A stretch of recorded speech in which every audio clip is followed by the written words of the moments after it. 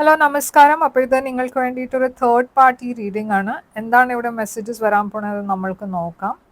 അപ്പോൾ നിങ്ങളൊരു third party സിറ്റുവേഷനിലാണ് വെച്ചാൽ നിങ്ങളുടെ പേഴ്സണും നിങ്ങളുടെ ഇടയ്ക്ക് കുറേ ചാലഞ്ചസ് ഉണ്ട്, ബ്ലോക്കേജസ് ഉണ്ട്. ഇതാ തേർഡ് പാർട്ടിയുടെ കാരണമായിരിക്കാം ഈ ബ്ലോക്കേജസ് ക്രിയേറ്റ് ആവുന്നത്.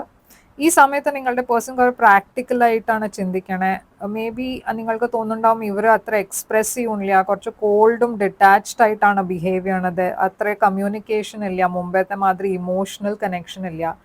പക്ഷേ ഈ പേഴ്സൺ നിങ്ങളെ കുറച്ച് സീരിയസ് ആണ്. കാര്യങ്ങൾ കുറേ സ്ലോ ആയിരിക്കും, പക്ഷേ ഡെഫിനറ്റ്ലി ഈ പേഴ്സൺ നിങ്ങളുടെ ഡയറക്ഷനിലേക്ക് തന്നെ വരണേ. ആൻഡ് അവർ കുറേ ട്രൈ ചെയ്യേണ്ട ഈ റിലേഷൻഷിപ്പിനെ സക്സസ്ഫുൾ ആക്കാൻ വേണ്ടിയിട്ട്. ഇവിടെ ഒരു റീകൺസിലിയേഷൻ ഡെഫിനറ്റ്ലി ഉണ്ട്, പക്ഷെ ഞാൻ പറഞ്ഞ മാതിരി കുറച്ച് സമയം എടുക്കും. അപ്പോൾ നിങ്ങൾക്ക് പേഷ്യൻ്റ്ലി വെയിറ്റ് ചെയ്യേണ്ടി വരും. പക്ഷേ ഇത് ഡെഫിനറ്റ്ലി ഫ്യൂച്ചറിൽ ഉണ്ടാവും. അപ്പോൾ ഇതാണ് നിങ്ങൾക്ക് വേണ്ടിയിട്ട് റീഡിങ്. Thank you.